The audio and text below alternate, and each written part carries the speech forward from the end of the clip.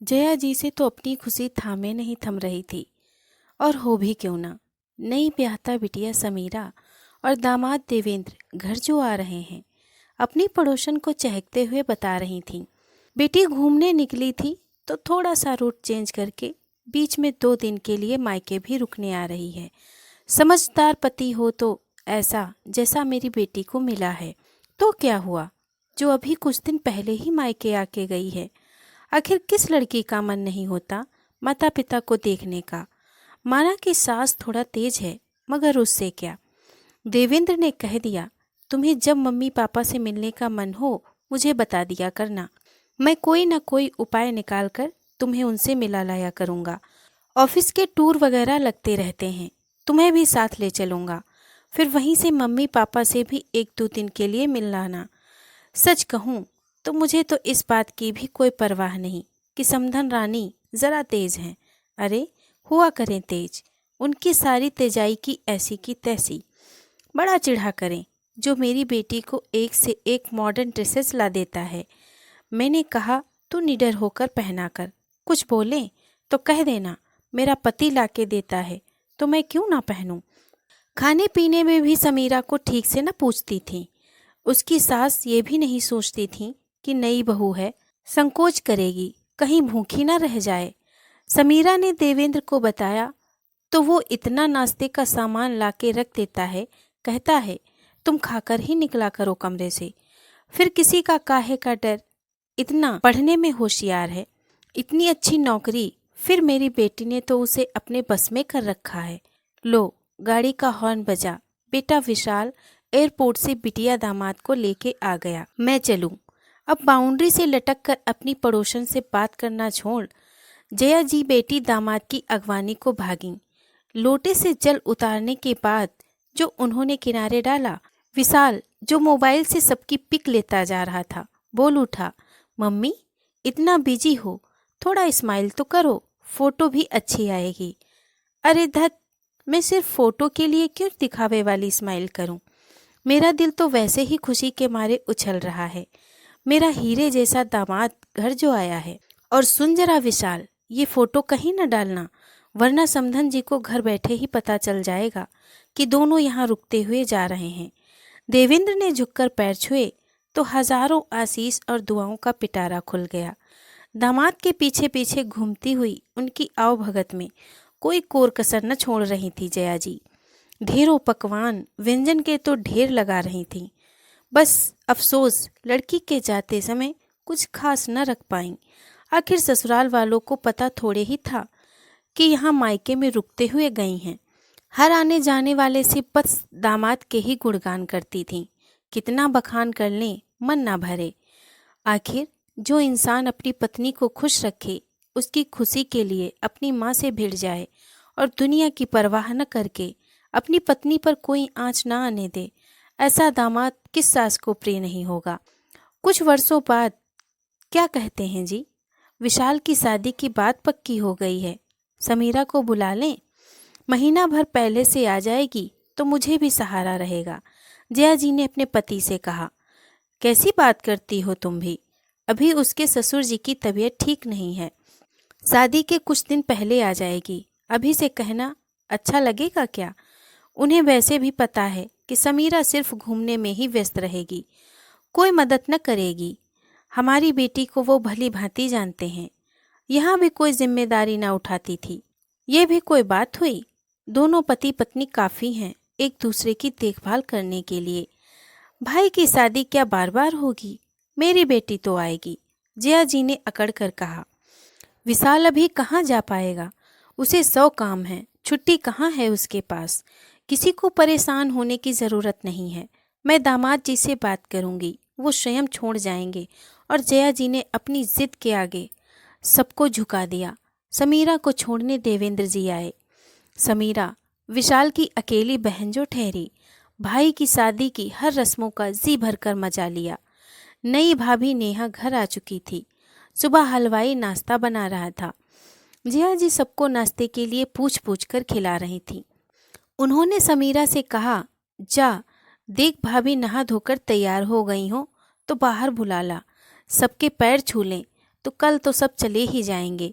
समीरा कमरे में आई तो ऊंचे स्वर में बोली, ये क्या भैया, भाभी को नाश्ता कहाँ से लाकर दे दिया? बाहर सब इंतज़ार कर रहे हैं। भाभी, आपको तो सोचना चाहिए था, मम्मी कब से बुला रही हैं। कहीं अलग से बाजार से नहीं लाया समीरा, हलवाई के पास से ही ला कर दिया। देख तो रही हो कितनी देर हो गई है। तो क्या हुआ, शादी ब्याह के घर में थोड़ा ऊपर नीचे होता रहता है, इतना तो सब्र करना चाहिए था। तब तक जया जी भी अंदर आ गईं। विशाल को लगा कि मम्मी बोलेंगी, कोई बात नहीं बहू, खाकर फिर बाहर आना। मगर आते ही मम्मी जी की भौहें चढ़ गईं। अरे, इतना भी बर्दाश्त नहीं हो रहा था तो हमसे कहती। ये अभी से विशाल से कहना शुरू कर दिया, और आगे से सबके साथ जब नाश्ता बने तब करना। ये चुपके चुपके पति पत्नी अकेले कमरे में बैठकर खाएं, ये मुझे बिल्कुल भी मंजूर नहीं है। जया जी दंदनाते हुए कमरे से निकल गईं। आंखों में आंसू भरकर नेहा पति विशाल की ओर देख रही थी। नाश्ता सामने ही रखा था, अभी तो खाना भी शुरू नहीं किया था। समीरा भी जा चुकी थी। विशाल मम्मी के सामने कुछ बोलकर माहौल खराब नहीं करना चाहता था। जया जी ने फिर नेहा को नाश्ता भी नहीं पूछा, जबकि पहले भी वो खा नहीं सकी थी। दोपहर का खाना बहुत देर से हुआ, तब तक नेहा का पेट भूख से मरोड़ रहा था और आखिर उसको उल्टियाँ आने लगी। ढेरों मेहमान खाकर जा रहे थे, मगर जिस बहू के आने की खुशी में यह उत्सव था, वही भूखी बैठी थी। सुबह का तमाशा देखकर विशाल कुछ नहीं बोल रहा था। कहने सुनने में बड़ी छोटी सी बात थी, मगर क्या ही इतनी ही छोटी सी बात थी, और कहती भी तो किससे, बेचारी नेहा। पिता का बचपन में ही स्वर्गवास हो गया था। माँ घर में अकेली छोटी बहन के साथ होंगी। मेहमान चले गए होंगे। माँ का शाम तक फोन आया। नेहा बस फोन पकड़कर फूट फूट कर रोने लगी। माँ ने समझाया, नई जगह है बेटी, खुश रहे, ज़्यादा फ़ोन करूँगी तो कैसे नई दुनिया में रचेगी बसेगी। नेहा का ऑफिस शुरू हो गया। शादी के लिए ली गई छुट्टियां भी खत्म हो गई थीं। जया जी कभी काम करने को तो कभी ऑफिस से लेट आने को किसी न किसी बात पर घर में क्लेश मचाए रहती थी, जबकि नेहा अपनी ओर से पूरा प्रयास करती सब कुछ अच्छा करने के लिए। एक दिन जया जी की सहेली गुप्ता आंटी ने पूछा कि तुम्हारी बहू तो नौकरी से लेकर घर बार सब में कितनी होशियार है, किसी के आने जाने पर भी कितने अच्छे से आवभगत करती है, सभी से स्नेह से पेश आती है, मगर कभी तुम खुश नहीं दिखती हो। मैं भी जानती हूँ, जितनी मुस्तैदी से नौकरी करती है वैसे ही सब कुछ संभालती भी है, मगर क्या मैं ऐसी बेवकूफ़ हूँ जो अपने बहू की तारीफ करके उसे सिर पर चढ़ा लूँगी? उसे तो लगना चाहिए कि मुझे उसका कोई काम अच्छा नहीं लगता, मुझसे डर कर रहे, इतना नकेल कसकर रखती हूँ। मिसेज गुप्ता तो आश्चर्यचकित रह गईं। जिसे ऐसी गुड़ी बहू मिले उसे तो उसको सिर आंखों पर बिठाकर रखना चाहिए, और जया ऐसा व्यवहार कर रही है अपनी बहू नेहा के साथ। विशाल और नेहा भरकस कोशिश करते रहे, मगर जया जी कभी खुश ना हुई। रोज ऑफिस से लौटने पर नया बवाल तनाव उनका स्वागत करता। एक दिन नेहा गाउन पहनकर सोने जा रही थी कि उसे याद आया उसने पानी की बोतल नहीं रखी है। वो किचन से फ्रिज से पानी की बोतल निकालने चली गई। इतनी रात में तो मम्मी पापा कब के सो चुके होंगे, मगर मम्मी जी किचन में लड्डू खा रही थीं, शायद छुपकर। कोई बात नहीं, डायबिटीज़ है उन्हें, कभी कभी तो मन होता है। नेहा मम्मी जी को देखकर प्यार से मुस्कुराई तो उन्होंने न जाने क्या समझा और दहाड़ने लगीं, समझाए देती हूँ, आज से नाइटी पहनकर अपने कमरे से बाहर न दिखो। आज के बाद ऐसी ड्रेस मेरे बेटे को बरगला के मंगाई होगी। थोड़ी स्टाइलिश थी, मगर क्या करूं, विशाल बहुत प्यार से लाए थे मेरे लिए। नेहा कमरे में जाकर बहुत देर तक रोती रही। जया जी कमरे में सोने चली गई थीं। विशाल को समझ में नहीं आ रहा था बात कहाँ से शुरू करूं। दीपावली का त्योहार आने वाला था। विशाल ने जया जी को बताया, नेहा की मम्मी की तबीयत खराब है, उसे वहां लेकर जाना है। जया जी ने कहा, त्योहार सिर पर है, अभी कहीं नहीं जाएगी मम्मी, मगर उनका और कोई नहीं, थोड़े दिन उसकी माँ को उसकी आवश्यकता है, त्योहार से बड़ा उनका जीवन है। मगर जया जी ने एक न सुनी, बड़बड़ाना जारी रखा।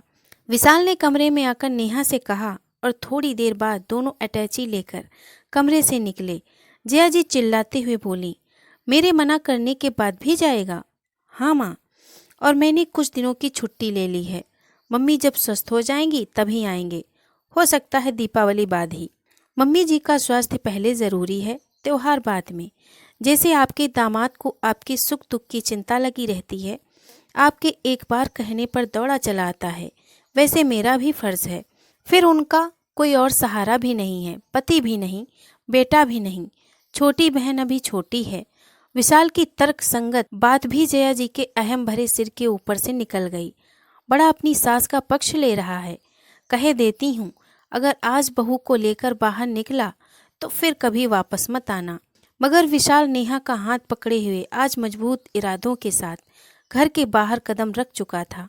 शायद जया जी बहू और बेटे की आवश्यकता और खुशियों का वैसे ही ध्यान रखती जैसे बेटी दामाद का रखती थी, तो परिवार न टूटता। फिर दुनिया से कहती फिरेंगी, बहू साथ में रहना नहीं चाहती थी। कभी उनकी बेटी समीरा भी समझा कर पूछ सकती थी, मेरे लिए तो तुम्हारा मन दूसरा रहता था, सास बनते ही क्यों बदल गई माँ। विशाल और नेहा जैसे बच्चे जिनके साथ उनका शेष जीवन खुशी खुशी बीतता, जया जी बहू को दबाने और अपना सासपना दिखाने के चक्कर में घर को आज इस कगार पर लाकर खड़ा कर दिया। विशाल गहरे दुख और अफसोस के साथ यह सोचते हुए घर से निकल रहा था, ये कैसी उलझन में डाल दिया है तुम्हारी दोहरी मानसिकता ने माँ। काश तुम समझ पाती। दोहरी मानसिकता से रिश्ते टूटते ही हैं, जुड़ते नहीं। दोस्तों, कमेंट बॉक्स में अपने विचार अवश्य लिखें। दोस्तों, अगर आपको ये कहानी पसंद आई हो तो प्लीज़ इसे लाइक और शेयर करें। अगर आप हमारे चैनल पर नए हैं तो प्लीज़ इसे सब्सक्राइब करें। धन्यवाद।